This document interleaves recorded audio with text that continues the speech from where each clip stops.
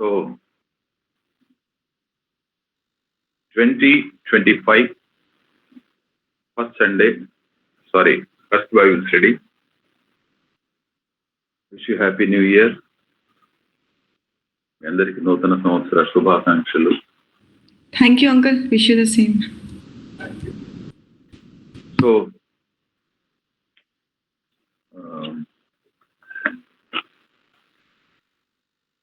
Ritual ఆచారము, దీని definition ఏంటంటే నేను ఎలాబరేట్ చేయను, సింప్లిఫై చేసి చెప్తున్నాను. ఇది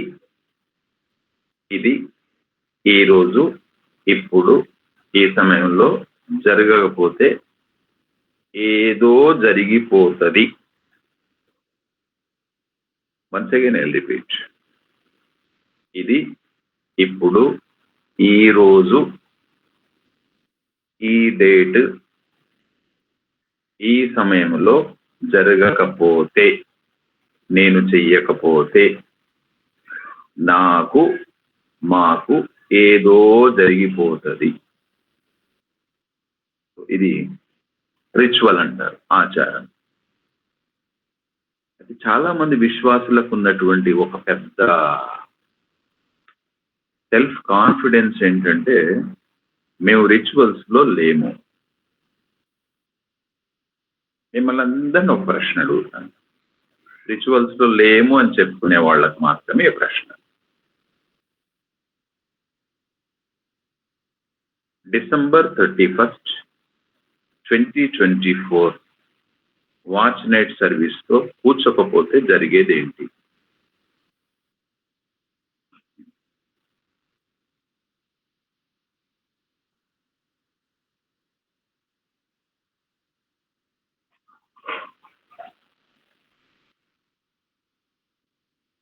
December 31st watch night service లో కూర్చోకపోతే జరిగేది ఏంటి?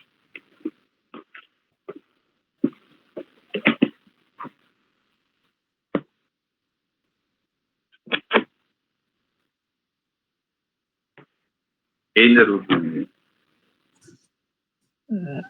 అయ్యారు ప్రైజ్ లాడ్ అయ్యారు, ఏమీ జరగదు. అదే అలాని ఇప్పుడు అంటే కొందరికి ఇట్లా నామకార్థమైన దానికి ఫాలో అప్ చేయడానికి వాళ్ళు ఆ విధంగా కంపల్సరీ ఆ రోజు కూర్చోవాలని అంటారు తప్ప మనం ప్రతిదినం మనకు దేవుని సన్నిధిని మనం అనుభవించవలసిన వారమే. మనం దాన్ని రిచువల్ గా వాడొద్దు అని నా అభిప్రాయం. మీ అభిప్రాయాన్ని నేను గౌరవిస్తున్నాను. థియరీగా ఇట్స్ ఓకే, కానీ ప్రాక్టికల్ గా వచ్చేసరికి ఇది రిచువల్ గా మారడం అనేటటువంటిది బాధాకరం. అయితే రిచువల్ ఎప్పుడు మారుతుంది అంటే వాక్యం అర్థం కానప్పుడు, వాక్యం తెలియనప్పుడు, వాక్యం తెలుసుకోనప్పుడు ఇది రిచువల్ గా మారుతుంది. ఇది రిచువల్ గా మారుతుంది. సో అందుకే ఇవాళ కొంచెం ఒకరు నన్ను డిస్టర్బ్ చేస్తున్నారు. డోంట్ మైండ్, నేనేం డిస్టర్బ్ కాగానే. సో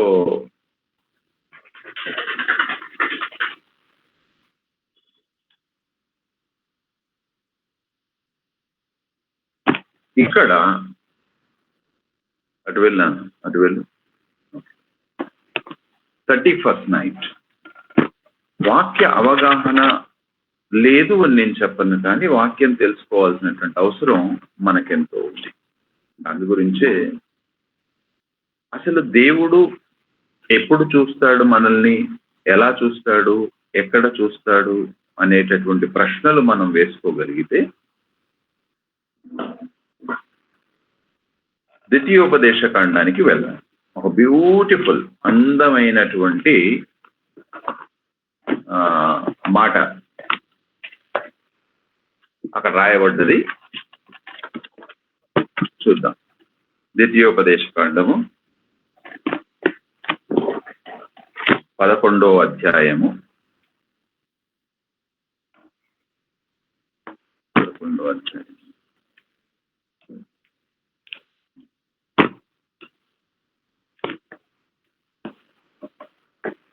12వ వచనం ఎవరైనా ఒకరు చదవచ్చు. I mean Bible study. అది ఆకాశ వర్ష జలము త్రాగును, అది నీ దేవుడైన యెహోవా లక్ష్యపెట్టు దేశము. నీ దేవుడైన యెహోవా కన్నులు సంవత్సరాది మొదలుకొని సంవత్సరాంతము ఎల్లప్పుడూ దాని మీద. చాలమ్మా, థ్యాంక్ యూ. సో నీ దేవుడైన యెహోవా కన్నులు, there is a specific word. సంవత్సరాది మొదలుకొని సంవత్సరాంతము వరకు, అంటే జనవరి 1 నుండి మనం ఈ క్యాలెండర్ లెక్క కడితే డిసెంబర్ 31 వరకు నీ దేవుడైన యెహోవా కన్నులు సంవత్సరాది మొదలుకొని సంవత్సరాంత వరకు ఎల్లప్పుడూ దాని మీద ఉండును. చిన్నప్పుడు మేము ఒక మంచి లిరిక్ చదువుకున్నాం. ఆ లిరిక్ ఏంటంటే, దేశం అంటే మట్టి కాదోయ్, దేశం అంటే మనుషులోయ్. అంటే ఇప్పుడు దేశం మీద దేవుడి కన్నులు ఉన్నాయంటే దేశంలో ఉన్నటువంటి మనుషుల మీద దేవుడి కన్నులు ఉన్నాయి, no doubt at all. So ఇప్పుడు దేశం మీద, దేశపు మనుషుల మీద యెహోవా దేవుడి కన్నులు సంవత్సర ఆది మొదలుకొని అంతం వరకు ఉన్నాయి. అంటే ఇక్కడ ఒక మాట మనం గమనించగలగాలి. ఏంటంటే ఇది కొంచెం అవేర్నెస్ గానే మీకు అందిస్తున్నాను. మీ ఇంట్లో మీరే ఇంట్లోనైతే నివసిస్తున్నారో మీ కుటుంబ సభ్యులు, ఈవెన్ సిబ్లింగ్స్ కావచ్చు, కజిన్స్ కావచ్చు, నియర్ బై, ఇది నిశ్చితంగా పరిశీలించండి. మనుషుల దృష్టి, నేను చాలా రోజుల క్రితం ఇది మాట చెప్పాను, దృష్టి ప్రెఫరెన్స్ ఇచ్చి ఆచారం చేసుకునే వాళ్ళు చేసుకోవచ్చు, మనం విమర్శించము, వాళ్ళను వద్దను చెప్పము. నేను చాలాసార్లు ఈ ఉదాహరణ తీసుకుంటున్నాను. ఒక్క హాస్పిటల్ ఐసీయూ వార్డులోనే మన చెప్పులు వేసుకోవడానికి అనుమతించారు. హాస్పిటల్ అంతా మన చెప్పులు వేసుకొని తిరగవచ్చు.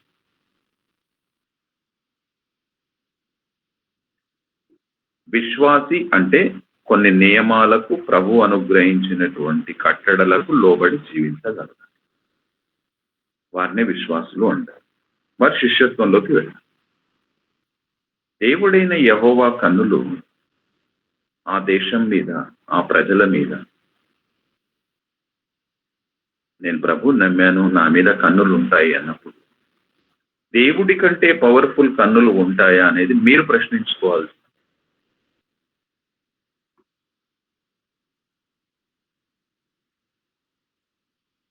మనుషుల దిష్టి మన మీద ఉంటుందన్నదానికి నేను వ్యతిరేకిస్తున్నాను. ఉంటే ఉండొచ్చు, కానీ అది పనిచేయదు.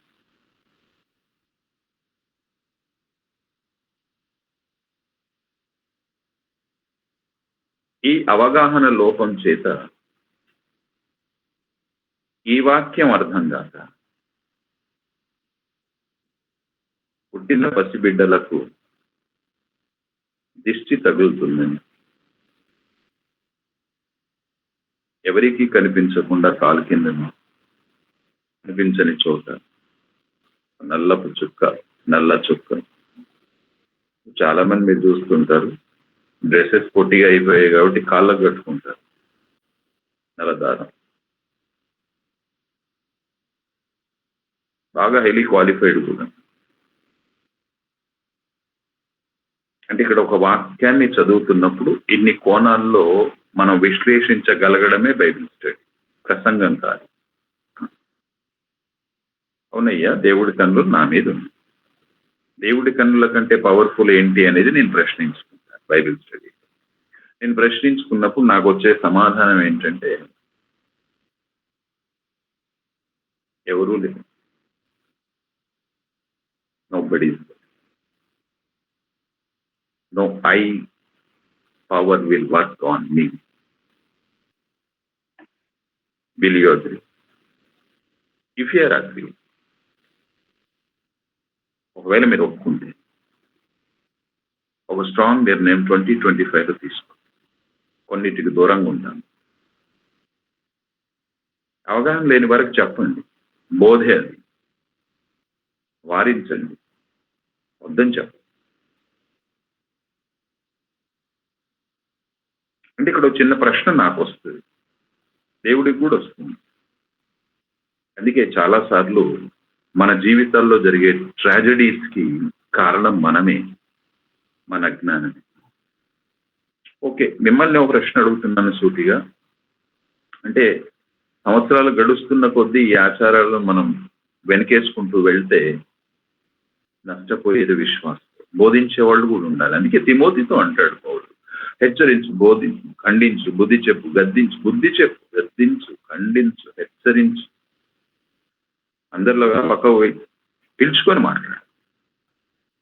మిమ్మల్ని సూటిగా ఒక ప్రశ్న అడుగుతుంది, మీ ఇళ్లలో పుట్టినటువంటి దృష్టి తగులుతుందని ఎక్కడనో తెలవని చోట, కనిపించని చోట చిన్న చుక్క పెట్టు. దేవుడు ఏమనుకుంటాడో నేను ఇప్పుడు మాట్లాడుతున్నాను. మీ పిల్లల్ని కాపాడేది ఎవరు? దేవుడా? చుక్క. యథార్థంగా ఉన్నాను. యథార్థవంతులకే దేవుడు తోడై ఉంటాడు. యథార్థవంతుల కోసం యెహోవా తన దృష్టి లోకమందంతటా సంచారం చేస్తుంది. యథార్థత లేకపోతే కపటత్వం, హిపోక్రసీ, వేషధార. బయటికి విశ్వాసులని చెప్పుకొని ఇళ్లలో ఆచారాల మొత్తం, ఆచారాలు సాంప్రదాయం వేరు. ఆచారాలు చేసుకునే వాళ్ళని చేసుకొని మనం విమర్శించము. Never, I never. నా బంధువులు ఉన్నారు చాలా మంది, yes, then perform. I never said no. That is their ritual. But I am in the path of spirituality. I am with the Lord.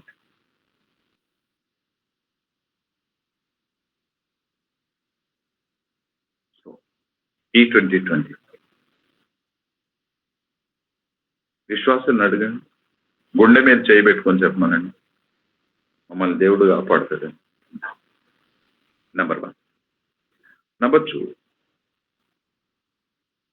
నేను చాలా స్ట్రేట్ ఫార్వర్డ్. పిల్లలు పెళ్లిళ్ళ దగ్గరికి వస్తారు, మన కులపు వాడే దేవుడు ఆ గృహంలో ఉండడు. Never, never, never, never.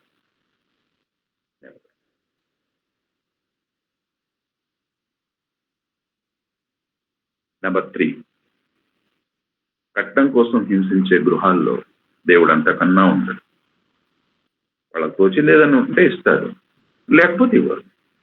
ఇస్తే ఇవ్వనండి, నో ప్రాబ్లం ఎట్. ఇవ్వకపోతే ఇవ్వకపోనే, నో ప్రాబ్లం ఎట్. ఇవి మనం తీసుకునే నిర్ణయాలు. నేను కొన్ని చెప్పాను. నలుగురు పెట్టారు, పెళ్ళైన వాళ్ళే పెట్టారు. దేవుడు అబ్సెంట్, దేవుడు ఉండడం. సో సంవత్సరాది మొదలుకొని సంవత్సరాంతం వరకు యెహోవా కనుదృష్టి ఆ దేశం మీద ఉంటుంది. అయితే ఇక్కడ కొన్ని కండిషన్స్ కావాలి.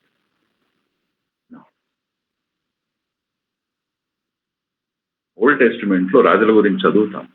చాలా మంది రాజులు దేవుడికి దూరంగా వెళ్ళిపోయి రాజ్యరికం చేశారు, పతనం అయ్యారు. చాలా మంది రాజులు దేవుడితో ఉంటూ, దేవుణ్ణి ప్రతి నిమిషం అడుగుతూ, దేవుణ్ణి అనుసరిస్తూ ఉన్నప్పుడు, నేను రెఫరెన్స్ చెప్పట్లేదు, సమయాభావం. ఆ రాజు దేవుడితో ఉన్నందువల్ల 10 సంవత్సరములు ఆ దేశంలో యుద్ధం లేకుండా, దేశం ప్రశాంతంగా ఉంది. దేశం అడవి కాదు. దేశం అంటే మనుషులు, మనుషులంటే కుటుంబాలు, కుటుంబాలు అంటే మనం.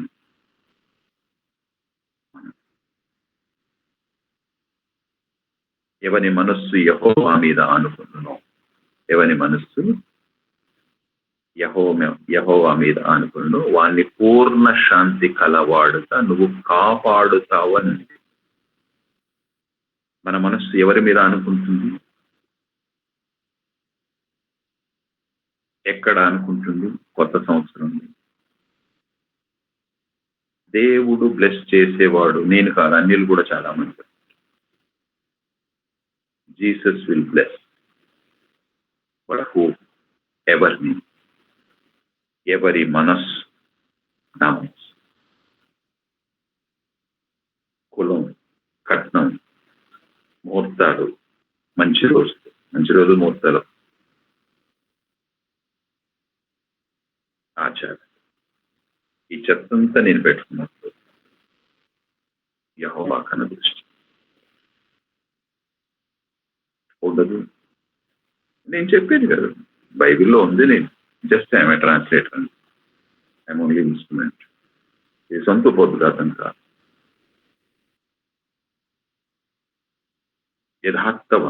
యథార్థత లేదు కదా. మీ విశ్వాసం అని ఎలా చెప్పుకుంటారు? విశ్వాసం ఉండే క్వాలిటీస్ ఇవి కావు కదా. నిజమైన విశ్వాసి కులాన్ని చూడు, కట్నం ఎక్స్పెక్ట్ చేయదు, ఇతరులను బానిసలుగా చూడదు, కూతురునైనా కోడలనైనా సమానంగా చూస్తాడు, అల్లునైనా కొడుకునైనా సమానంగా చూస్తాడు. ఇవన్నీ విశ్వాసుల కుటుంబాల్లో కనిపించట్లేదు అంటే ఒకటి గుర్తుపెట్టుకోవాలి, 2025లో దేవుడు మనతో లేడు. ఆయన ఉన్న చోట పక్షపాతి కాడు కదా. ఆయన నమ్మిన బిడ్డలు పక్షపాతులు అవుతుంది. తప్పే ఒప్పుతాయి. మన కూతురు చేసిన మన కోడలు, మన కొడుకు చేసిన మన అల్లుడు చేసిన, ఇవన్నీ మనసులో పెట్టాలి. ఇప్పుడు ఈ వాక్యం లోతులోతున్నాయి. యెహోవా కనుదృష్టి, యెహోవా కన్నులు సంవత్సరాది మొదలుకొని సంవత్సరాంతం వరకు ఆ దేశం మీద ఉంటాయంటే ఏం చేస్తాడండి? చూస్తూ ఉంటాడా? అన్యాయం జరుగుతుంటే, ఇబ్బంది పడుతుంటే చూస్తుంటాడు. ఇది సంవత్సర ఆరంభంలో మనం విశ్వాసంలో ఎదగాల్సింది. మౌనంగా ఉంటాడు. మన అవసరతలు తెలిసి వాళ్లే చూసుకుంటారులే అనుకుంటాడు. మన పరిస్థితి తెలిసి మౌనిగా ఉంటాడా? మగవాడైపోతాడా? ఆయన దూతలకు ఆజ్ఞాపించు అనేది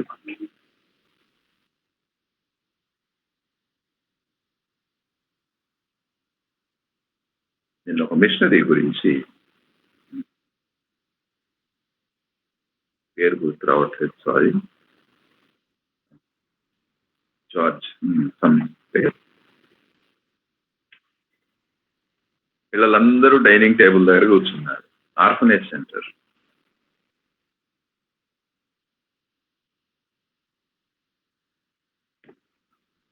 రొట్టెలు లేవు, పాలు లేవు. ఆయన గురించి ఆ రోజుల్లో ఉన్నటువంటి విశ్వాసులు చెప్పుకున్నది, చరిత్రలో ఈ రోజు వరకు రాసి మనం చదువుకుంటున్నది ఏంటంటే, ఆయన ఒక మంచి ప్రార్థనాపరుడు, చెడ్డ ప్రార్థనాపరుడు అని కాదు. ఇక్కడ దేవుడి మీద ఆధారపడేవాడు. డైనింగ్ టేబుల్ దగ్గర కూర్చున్నారు, ప్రార్థన చేశారు. ఎవరో డోర్ నాక్ చేస్తున్నారు. పిల్లలందరూ ఉన్నారండి. పిల్లలందరూ, జస్ట్ ఇమాజిన్, 5 ఇంట్లో కుటుంబం ఉంటేనే బియ్యం లేకపోతే టెన్షన్ పడతాం మనం.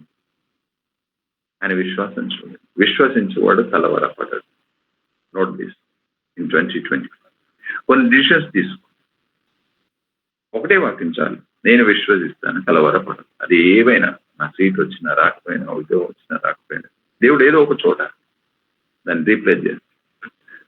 ఎవరో నాక్ చేస్తే తలుపు తీస్తే పిల్లలందరికీ సరిపోయే బ్రెడ్. ఏంటి? ఎవరు పంపించాను? ఎవరూ పంపించలేదు. రాత్రంతా నాకు నిద్ర పట్టలేదు. ఉదయం మీకు ఇవ్వాలన్న తలంపు వచ్చింది, వచ్చాను. సార్ వడ్డించండి. కొద్దిసేపటికి మళ్ళీ ఇంకొకతను వచ్చాడు మిల్క్ తీసుకొని. ఏంటోనండి రాత్రంతా కొంచెం గందరగోళం అనిపించింది, మీకు ఇవ్వాలన్న తలంపు వచ్చింది. డియర్ ఫ్రెండ్స్, ఒకరిని నిద్రపోనీయకుండా ఆయన నిద్రపోకుండా, స్పిరిచువాలిటీ నేర్చుకోవడం అంటే ఇదేనండి.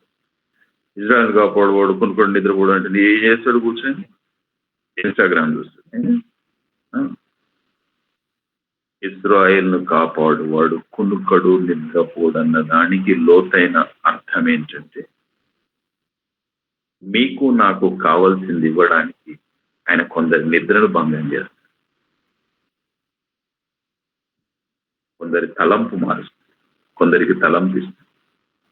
మీకు విషయం చెప్పనండి,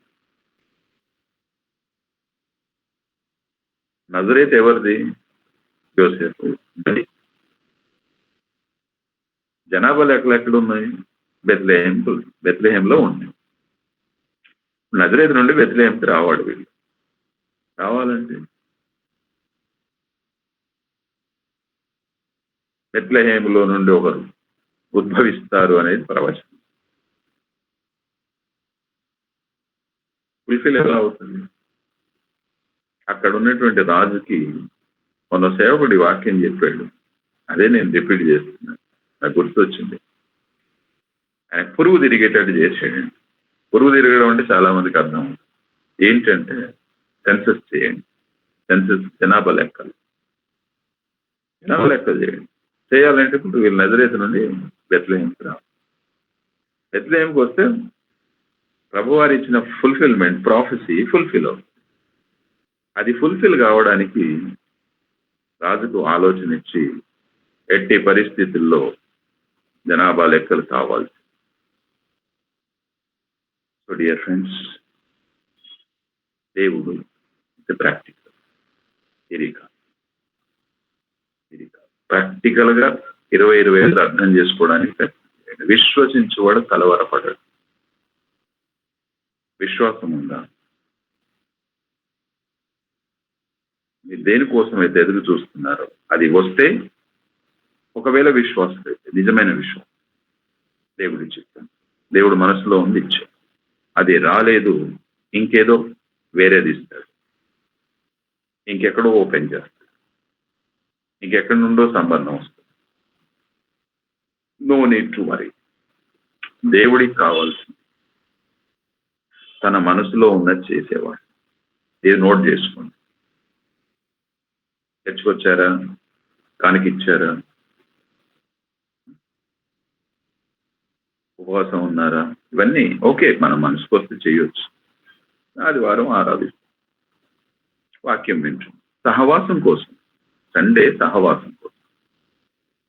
then what about God's mind? ఆయన మనస్సులో ఉంది మీరు నేను చేయడానికి. ఒకవేళ ఈ ఆరంభం సంవత్సరం నిర్ణయం తీసుకుంటే విక్టరీ. ఫెయిల్యూర్లో కూడా విక్టరీ ఉంటుంది.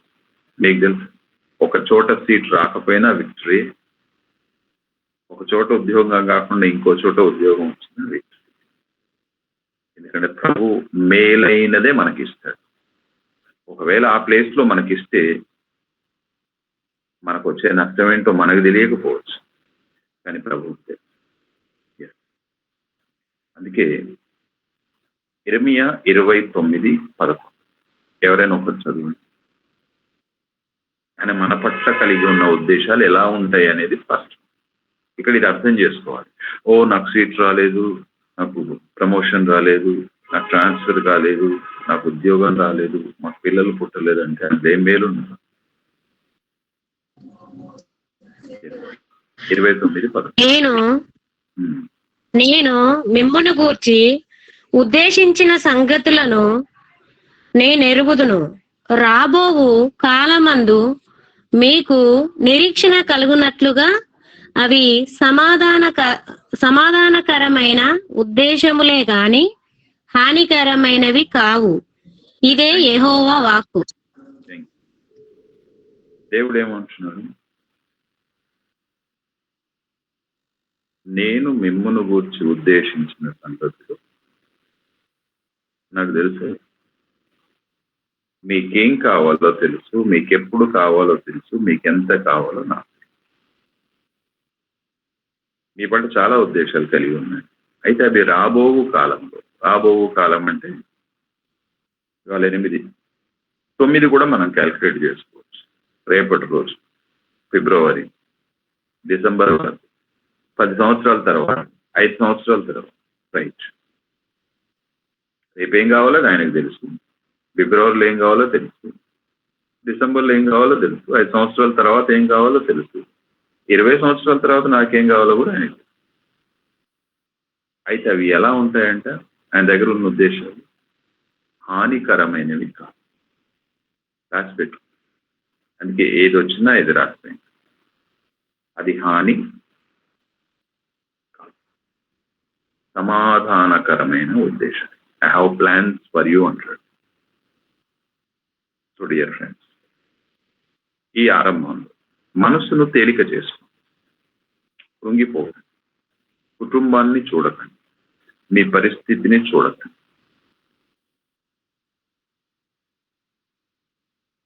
మిమ్మల్ని మీరు అంచనా వేసుకోకండి, ఆయనని అంచనా వేయండి. ఆయన ఏమంటాడు అంచనా వేసి? పెంట కుప్ప మీద నుండి నన్ను తీసి ఎక్కడో కూర్చోబెడతావు. మనం ఆప్తాలు అంటాం కదా, నేను అన్న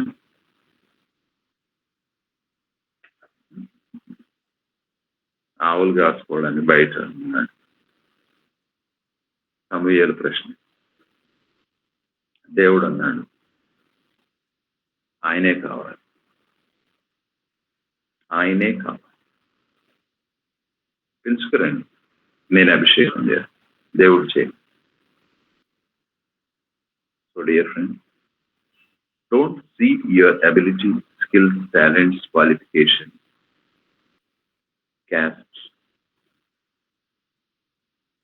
కట్నం ఎంత ఇవ్వగలమా, ఇవ్వలేము, ఇవన్నీ నాన్ సెన్స్. నన్ను నేను చూసుకుంటే నేను కృంగిపోతాను. నేను ఆయనని చూసుకుంటాను. పౌలు అంటాడు, నన్ను బలపరచు అని అందే నేను సమర్థం చేస్తాను. నన్ను ఎవరు బలపరుస్తుంది? నా శరీరాన్ని, నా మనస్సును, నా ఆర్థిక విషయాల్ని, నా చదువుని, నా ఉద్యోగాన్ని, నా పెళ్లి సంబంధాన్ని బలపరిచేది నన్ను బలపరచు అని. నేను సమస్తము అంటే జీవితంతో ముడిపడి ఉన్న ప్రతిదీ నేను చేస్తాను. జీవితంతో ముడిపడి ఉన్న ప్రతిదీ ఆయనని చూసుకుంటూ చేస్తాను. నేను 94లో ప్రభువుని నమ్మిన సంవత్సరంలో ఒక తీర్మానం తీసుకున్నాను. అంటే నాకు నేను స్థిరంగా ఉన్నానని అనుకుంటున్నాను. స్థిరంగా ఉన్నాను కూడా. ప్రభు కృప చే 2 నిర్ణయాలు తీసుకున్నాను. ఈ ప్రపంచంలో ఏ మనుష్యుణ్ణి చూడాలి, whether is a pastor, bishop, pope, ఎవరైనా, రైట్ రెవరెండ్ కావచ్చు, ఇంకో రెవరెండ్ కావచ్చు, ప్రతి మనిషికి బలహీనతలు ఉంటాయి, ఇంక్లూడింగ్ మీ. మనుషుల్ని నేను చూడాలి. నాకు మనుషులు మోడల్ కాదు. వాక్యం మంచి చెప్తారు, 4 పుస్తకాలు రాశారు, 2 పుస్తకాలు కొనుక్కుంటాను, చదువుకుంటాను. That is different. అందరినీ గౌరవిస్తాను. చూస్తే ప్రభువును చూస్తాను. ప్రభువులో ఏ లోపం కనిపించదు, ఆయన శక్తి తరగదు. మనుషులు ఈరోజు కానికిచ్చి, ఎస్ మొన్న డిసెంబర్లోనే కదా ఇచ్చాం,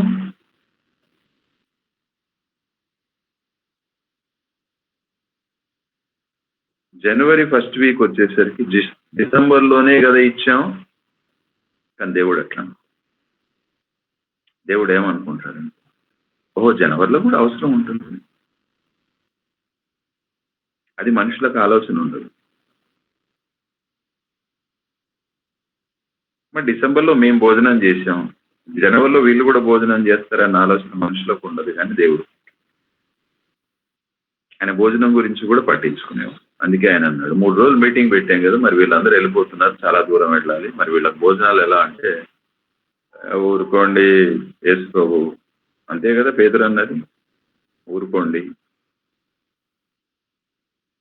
వీళ్ళందరూ భోజనాలు పెట్టాలంటే 100 దేనారాలు కావాలి, ఎక్కడి నుండి తెస్తాం, ఎవరు ఇస్తారు, ఎవరు డొనేట్ చేస్తారు, మీ దగ్గర ఏముందో తీసుకురండి ఫస్ట్. దీనికో పెద్ద లాజిక్ పెట్టారు వాళ్ళు, మీ దగ్గర ఉంటే మీదున్నది ఇస్తే, మీది ఇస్తేనే దేవుడు ఇస్తాడు, అది కాదు. అది ఆయన అడిగింది ఏంటంటే, మీరు ఏదైనా తీసుకురండి, ఐ బ్లెస్. ఎస్, అంతే, సింపుల్. దాన్ని సింప్లిఫై చేశాడు, బ్లెస్ చేస్తాను. ఏమున్నాయి, 5 రొట్టెలు 2 చేపలు ఉన్నాయి, తీసుకురండి. ఓ పిల్లోడి దగ్గర, పాపం పిల్లోడు తింటే, పిల్లోడికి తింటాడని వాళ్ళ తల్లి కట్టవచ్చు, మిగిలిపోయింది, విరిచాడు, డిస్ట్రిబ్యూట్ 50 మందిని కూర్చోమని. What you have God will bless, what you don't have don't bother. లేని దాని గురించి బాధపడకండి, ఉన్నది ఆయనదే అని అనుకుంటే సరిపోతుంది. ఇవ్వాల్సి వస్తే ఇస్తాం. ఎస్, ఎదుటి వాళ్ళ అవసరతలు కూడా అంతే. నిన్ను వల్ల నీ పొరుగు వాడిని ప్రేమించంటే, నిన్ను వల్ల నీ పొరుగు వాడిని ప్రేమించంటే, ఇప్పుడు ఫస్ట్ వీక్లో రేషన్ తెచ్చుకున్నారు, జాబ్ ఉన్నవాళ్ళు, లేకపోతే పెన్షన్ ఉన్నవాళ్ళు, వీళ్ళందరూ, లేకపోతే సేవకుడు ఉన్నాడు, సేవ చేస్తున్నాడు, నమ్మకంగా చేస్తున్నాడు, మరి ఆయన రేషన్ ఎప్పుడు తెచ్చుకుంటాడు?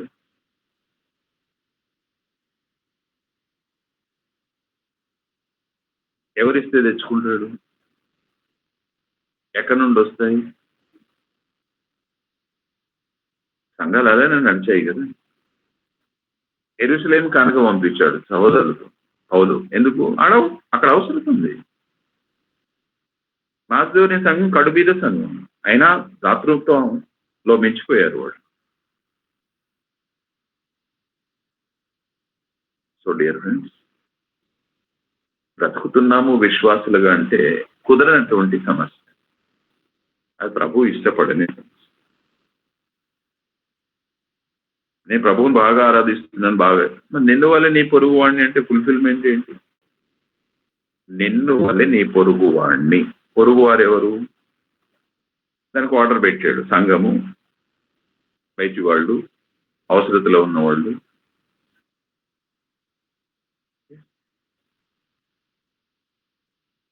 నీకు కనిపించేవాడిని ప్రార్థన చేసుకుంటే ఎట్లా వాడు సెలబెడుతుంది.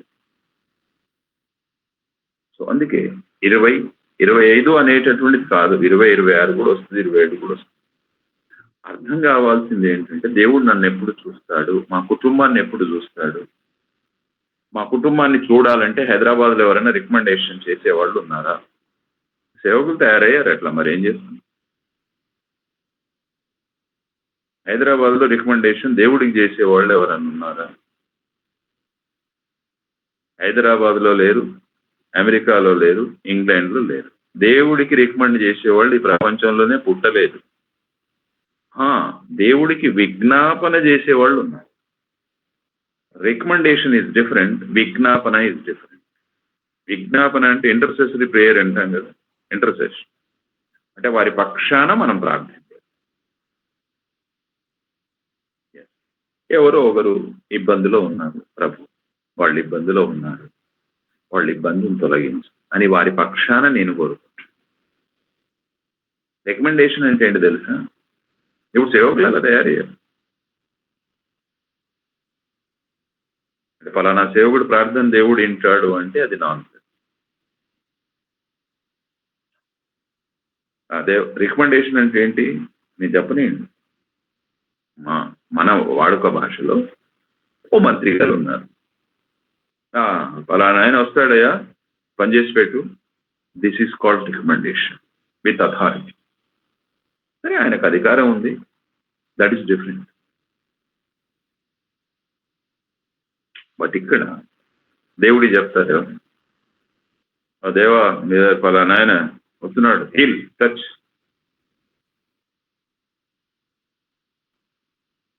కూలుగా దేవుణ్ణి అర్థం చేసుకుంటే ప్రశాంతం. దేవుణ్ణి అర్థం చేసుకుంటే, నేను ఇవాళ స్టేటస్ పెట్టాను, కొంతమంది చూస్తుంటారు. పరిస్థితి ఏదైనా, వేదన ఏదైనా ఇబ్బంది, బట్ ఒక కాంతి రేఖ ఉంది సృష్టికర్త, ఆయన శాంతిని. అదే కదా యోహాను సువార్తలు అని చెప్పాడు, నా శాంతిని మీకు అనుగ్రహిస్తున్నాను లోకం ఇచ్చినట్లు.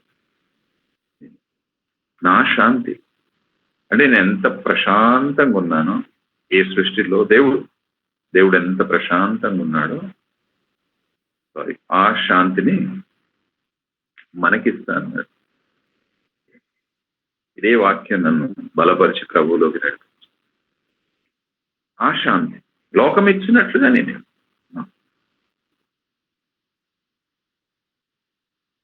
ఇంటి ముందు కూర్చుంటూ అర్ధ గంట ప్రశాంతం, సెల్ ఫోన్ పట్టుకున్న ప్రశాంతం, అది పక్కకు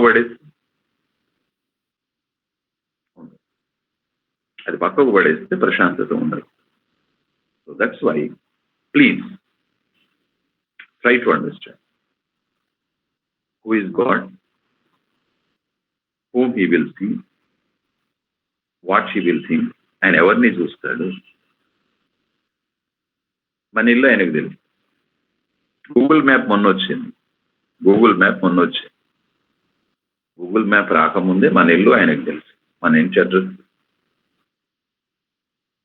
నాకు మిషనరీస్ సాక్ష్యం నాకు బాగా హత్తుకునే సాక్ష్యం. అక్కడో గుజరాత్లో సేవ చేశారు, హైదరాబాద్కి వచ్చారు, ప్రార్థన చేస్తున్నారు, ఆ మినిస్ట్రీ మార్పు జరిగేటట్టుందని. దేవుడు కొన్ని సంవత్సరాలు ఒక చోట ఎక్స్పీరియన్స్ ఇచ్చిన తర్వాత ఇంకో చోట వాడుకుంటాడు. అది కొంతమంది కలిసి ఉంటారు, కొంతమంది విడిపోతారు. పౌలు బర్నబాలు విడిపోయారు.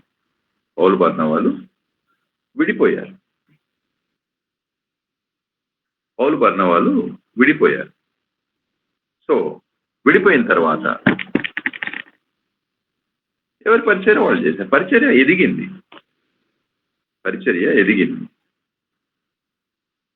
సో ఇక్కడ మనకు అర్థం కావాల్సింది ఏంటి? మీరే ఆలోచించు, నేను కంక్లూడ్ చేయను.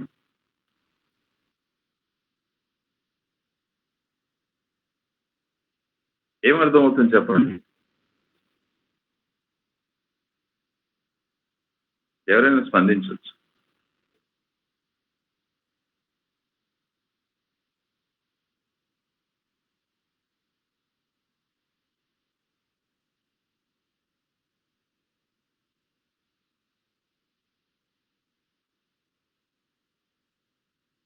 పౌలు బర్నబాలు విడిపోయారండి.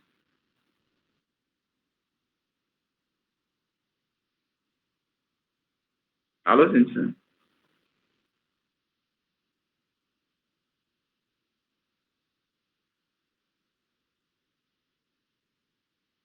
సో డియర్ ఫ్రెండ్స్,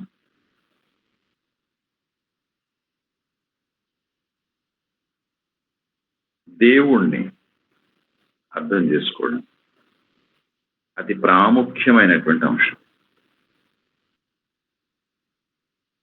పౌలు దేవుడు సమీపంగా ఉన్నాడన్న, సమీపం అంటే పిలిస్తే పలుకుతాడు. ఎస్ అంటాడు ఆయన అనకపోవచ్చు ఎస్ అని, కానీ ఆయన ఎస్ అనే అంటాడు. నా దగ్గరకు వచ్చువా నేను ఎంత మాత్రము త్రోసివే, ధైర్యం వహించండి అంటాడు. నా ప్రశాంతతని ఇస్తాను అంటాడు. ఇందాక అదే మాట్లాడు. ఈ ప్రపంచ పరిస్థితులను చూసి, ప్రపంచంలో ఉన్న సమస్యలను చూసి, ప్రపంచ జీవిత విధానాలని చూసి, ప్రపంచంలో ఉన్న ప్రజల జీవిత నిర్ణయాలను చూసి కలవరపడు. అందుకే ఆ శాంతిని అనుగ్రహిస్తాను అన్న తర్వాత ఆ 2 పదాలు రాశాడు. నా శాంతిని మీకు అనుగ్రహిస్తున్నాను, లోకం ఇచ్చినట్లుగా మీకు ఇవ్వట్లేదు. మీ హృదయాలను కలవరపడనీయకండి, వెరవని. కలవరం ఎందుకండి? పెళ్ళయింది, కలవరం ఎందుకు? నా భర్త ఎలా ఉంటాడు, నా భార్య ఎలా ఉంటుందో అంటే మీరు ఎవరిని నమ్మారు? దేవుణ్ణా, భార్యనా, భర్తనా? నేను మీ పట్ల కలిగి ఉన్న ఉద్దేశాలు సమాధానకరమైనవే అన్నాడు కదా. అంటే అప్పటి పరిస్థితిని చూసి అప్పుడేదో కొంచెం డిస్టర్బ్ అయ్యారని, అప్పుడేదో కొంచెం సనిగారని అదే కంటిన్యూగా లైఫ్ లాంగ్ ఉంటుందంటే అది మూర్ఖత్వమే కదా. అదే కదా దేవుడికి మనకు ఉన్నటువంటి తేడానే అదండి. మన చూపు దేవుడి చూపు, మన ఆలోచన దేవుడి ఆలోచన వేరు. అందుకే యెషయాలో అంటాడు, మీ మార్గాలు వేరు నా మార్గాలు వేరు, మీ తలంపులు వేరు నా తలంపులు వేరు. అవి భూమికి ఆకాశానికి ఎంత తేడాగా ఉన్నాయో, అంటే భూమి కంటే ఆకాశం ఎంత ఎత్తుగా ఉందో నా తలంపులు అంత ఎత్తుగా ఉంటాయి. మనదంతా గ్రౌండ్ లెవెలే ఉంటుంది కదా. అబ్బాయి బాగానే ఉన్నాడు అనుకున్నామండి, అమ్మాయి బాగానే ఉన్నది అనుకున్నామండి, పెళ్లి చేసామండి, ఇలా అవుతుంది అనుకోలేదండి. మన చూపులో మనం చూసాం. దేవుణ్ణి అడిగి చూస్తే ఇంకో రకంగా ఉండేదేమో. అంటే దేవుణ్ణి అడిగి చూస్తే సమస్యలు రావా అని కాదు. ఎందుకు సమస్యలు రావండి? సమస్యలు వచ్చేదే మనుషులతో కదా. అందుకే మనుషుల్లో మార్పు రావాలి. అందుకే ప్రభువారు రోమపత్రికలు ఏమన్నాడు? రోమా 12లో అంటాడు, ఈ లోక మర్యాదను మీరు అనుసరించకండి, దేవుడి మనస్సు ఏదో తెలుసుకొని మీరు రూపాంతరం పొందండి అంటాడు. మారు మనస్సు. ఎవరు ట్రాన్స్ఫార్మ్ కావాలి? మనం ట్రాన్స్ఫార్మ్ కావాలి. అప్పుడున్న పరిస్థితిని బట్టి వ్యక్తిని లెక్క చేయకండి, వ్యక్తిని బేరీజ్ వేయకండి. నా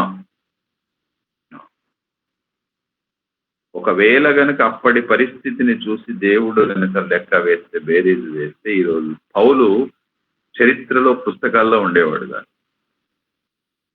ద బెస్ట్ ఎగ్జాంపుల్ పౌలు ఎవరండి? అందుకే మనకు కనిపించే పరిస్థితిని చూసి మనం ఒక ఎంబ్లం వేసేస్తాం, ఒక ముద్ర వేస్తాం, ఫలానా వాడు. ఎస్,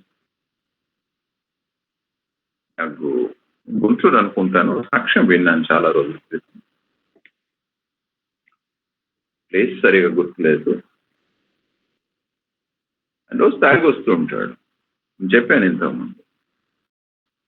రోజు తాగి వస్తాడు. కొన్నిసార్లు ఇబ్బందిగా ఉంటుంది పక్క వాళ్ళు ఇటు పక్క వాళ్ళు చూసినప్పుడు.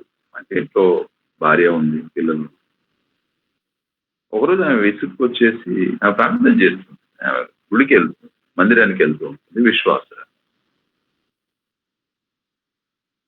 ఒక రోజు విసుగొచ్చి, అరే బయట తాగడం ఏంటి ఆ మనసులో అనుకుంటుంది. ఇంట్లోనే తాగితే అయిపోతుంది కదా. ఏమండి మీరు వచ్చేటప్పుడు తాగి రాకండి, ఆ వ్యవస్థ ఏదో ఇంట్లోనే ఉంటుంది అంటుంది. ఆయనకేం అర్థం కాదు. సరే భార్య చెప్పింది కదా అనేసి మామూలుగానే వెళ్ళిపోతాడు ఉద్యోగాన్ని. తాగకుండా వస్తాడు ఆ రోజు. అంటే ఇవిడు ప్రార్థన పనిచేస్తుంది. దేవుడు కన్నీటి ప్రార్థన అంటాడు. అంటే ఒట్టి ప్రార్థన పనిచేస్తుంది, కన్నీటి ప్రార్థన కూడా పనిచేస్తుంది. ఇంటికి వస్తాడు, వచ్చిన తర్వాత ఫ్రెష్ అప్ అయ్యారండి, ఫ్రెష్ అప్ అయ్యారు. వచ్చిన తర్వాత టేబుల్ మీద బాటిల్ ఉంటుంది, yes, drinking brandy bottle, glass water ఆవిడే కలిపి చేతికి అంది. ఈ ప్రవర్తనకి ఆయనకు ఆశ్చర్యం వేస్తుంది. What is going on? ఏం జరుగుతుంది? గ్లాస్ తీసుకొని అలాగే పట్టుకుంటారు. ఇప్పుడు ఆయన మనసులో ఆలోచనలు ఏంటంటే, అసలు ఈ బాటిల్ ఇంట్లోకి ఎలా వచ్చు? నేను కొనలేదు, పిల్లలు కొనే వయసులో లేరు. ఏంటి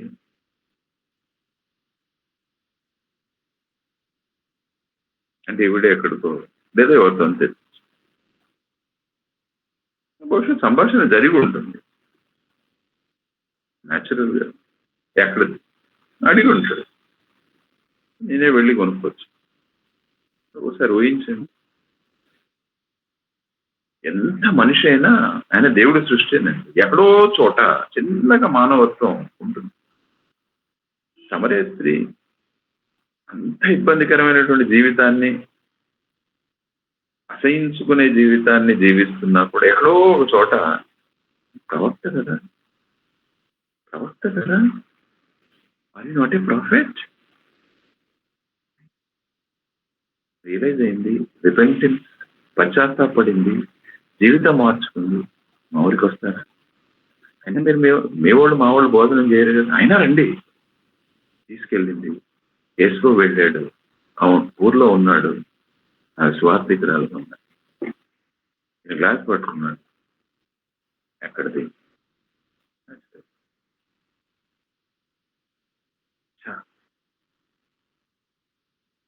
నా భార్య, అభిమానం, నా భార్య అంటావా?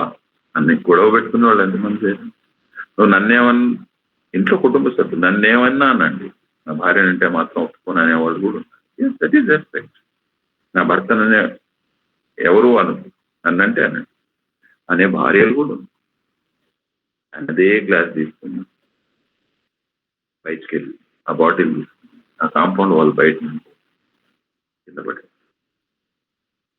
వచ్చి, ఆ భార్య కదా, గట్టిగా పట్టుకుని కౌలించి ఏడ్చాడు. నేను విన్న సాక్ష్యం ఏంటంటే, later it became a Bible college professor. ఉన్న పరిస్థితిని, దిస్ వెరీ ఇంపార్టెంట్. మీ సంవత్సరం అంతా చక్కగా గడవాలంటే ఫైనల్గా ఈ చెప్పి నేను క్లోజ్ చేస్తాను. వ్యక్తి ఉన్న పరిస్థితిని అర్థం చేసుకోండి, అంత పాజిటివ్. కానీ ఆ వ్యక్తి జీవితాంతం ఇలానే ఉంటాడని నోటితో పొరపాటున కూడా రిలీజ్ చేయకండి. ఎందుకంటే ఈ కొండ ఇట్నుండి అటు వెళ్ళిపోవాలంటే వెళ్ళిపోతుంది అన్న శక్తి మన ప్రభు వారు ఇచ్చారు. అంటే మన నోటి నుండి ఏదంటే అది ఫుల్ఫిల్మెంట్. ఆ వ్యక్తి ఆ పరిస్థితిని బట్టి మీరు ఫ్యూచర్ని ఇలా ఉంటాడని బేరీజ్ వేయాలి. ఇది ఒకవేళ కుటుంబంలో నిర్ణయం అయితే భార్యాభర్తలు ఆనందంగా ఉంటారు. పిల్లల పరిస్థితి కూడా, వీడు చదవడండి, నోటితోనే మీరు చెప్పారు కదా, వీడు చదవడే అనండి అని మీరే రిలీజ్ చేసిన తర్వాత వాడు ఎటు చదువుతాడు? వీడు ఇంతేనండి, వీడి బ్రతికి ఇంతే. మీరు ఆశీర్వాదం ఇస్తున్నారా, శపిస్తున్నారు?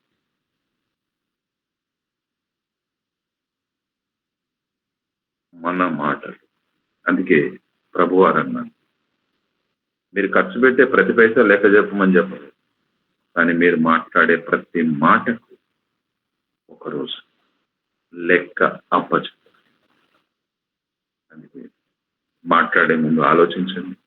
ఈ మాట మాట్లాడితే, ఎస్, కొన్నిసార్లు కోపం అణుచుకోలేను, నేను మనిషి, బట్ మ్యాక్సిమం 100% అంట, నేను 99%, 100% ప్రయత్నం చేయండి. ఎక్కడైనా 1% ఫెయిల్ అయితే ఫెయిల్ అవుతాను, పశ్చాత్తాపడండి. ప్రభు ఈ మాట అనవసరంగా నేను వెనక్కి తీసుకుంటాను.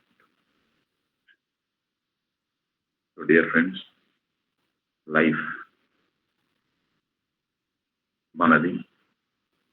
మనల్ని ప్రభు వారు జనవరి 1 నుండి చూస్తూ ఉన్నాడు. ఈ రోజు వరకు చూస్తున్నాడు అంటే మనం బ్రతుకున్నాం అన్నట్టు. ఆయన చూస్తున్నాడు కాబట్టి బ్రతుకున్నాం. డిసెంబర్ 31 వరకు, అది 25 కాదు, 27 అయినా పర్లేదు, 2050 అయినా పర్లేదు. అయితే ఆయనకు కావాలి యథార్థం, వేషధారణ, లోపటోడి బయటోడి. ఆయన దృష్టి నా మీద ఉన్నప్పుడు ఇంకే దృష్టి? పని చేస్తుందంటే మూర్ఖత్వం, పని చేయదు అంటే విశ్వాసం. ఈ విశ్వాసంలోకి ఎదగాలని నేను మనస్ఫూర్తిగా కోరుతున్నాను. 2025లో విశ్వాసంలో ఎదగండి. దేవుణ్ణి బలంగా అర్థం చేసుకోండి, మిమ్మల్ని మీరు అర్థం చేసుకోండి, కుటుంబాన్ని అర్థం చేసుకోండి, పిల్లల్ని అర్థం చేసుకోండి. భార్య అయితే భర్తను, భర్త అయితే భార్య. Go ahead. May God bless you all. Thank you.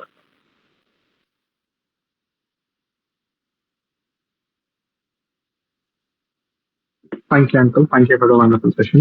Friends, we have learned many things. What are the things to be done in the coming year, and especially with your mouth. Right. Thank you, Uncle. Thanks a lot. Fine.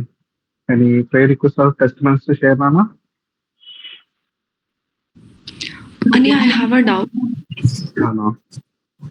Uncle, ఒక doubt ఉంది నాకు. బైబిల్లో 1 దినవృత్తాంతాలు 16వ అధ్యాయంలో ఒక మాట ఉంది uncle. ఇందులో 1 దినవృత్తాంతములు 16వ అధ్యాయం 25వ వచనం. చెప్పండి అమ్మా. దీంట్లో 3వ లైన్లో ఒక మాట ఉంది, అదే వచనంలో, సమస్త దేవతల కంటే ఆయన పూజ్యుడు అనని. సో ఇక్కడ దేవతలు అని అంటే ఎవరిని ఉద్దేశించినట్టు అంకుల్? బికాస్ బైబిల్లో కొన్నిసార్లు ప్రవక్తల్ని అన్నారు, కొన్నిసార్లు అంటే ఐ డోంట్ హ్యావ్ ఏమనుకుంటున్నారమ్మా? 16:25 అంకుల్, 16:25. Yeah, last line.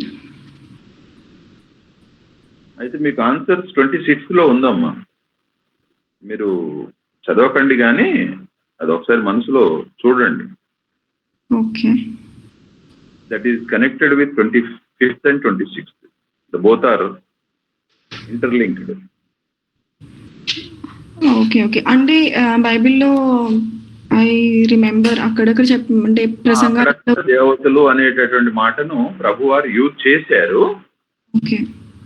దేవతలు అంటే అక్కడ దేవుడు అని కాదమ్మా అక్కడ అర్థం. ఇట్ ఈస్ సుపీరియర్, సుప్రీమసీ, కొంచెం ఉన్నతమైనటువంటి జీవితం అని అర్థం చేసుకోవచ్చు అక్కడి వరకే. అది తెలుగు ట్రాన్స్లేషన్ లో జరిగినటువంటి కొంత ఇబ్బంది అనుకోవచ్చు, అది పొరపాటు నేను అన్నాను కానీ. ఎస్, ఇప్పుడు జనరల్గా యాక్సిడెంట్ అయింది, బ్లడ్ బాటిల్ ఇచ్చారు, మీరు నిజంగా దేవుడు అండి అంటే ఆ క్వాలిటీ, దేవుడు అన్నసరికి సహాయం చేసేవాడన్న క్వాలిటీని మనం అక్కడ పెర్ఫామ్ చేస్తాం, ప్రజెంట్ చేస్తాం. అందుకే దేవుడు అనేది టక్కున నోటి నుండి వస్తుంది. సో అది వచ్చినంత మాత్రాన ఆయన దేవుడు అయిపోతాడు అనేటటువంటిది కాదు అక్కడ. అంటే we're giving the virtue of God to a particular person because he helped in that situation, అంతవరకు. అది సిచ్యువేషనల్ మీనింగ్ మనం తీసుకోగలగాలి. ఓకేనా? Okay. Thanks, sir. We shall address the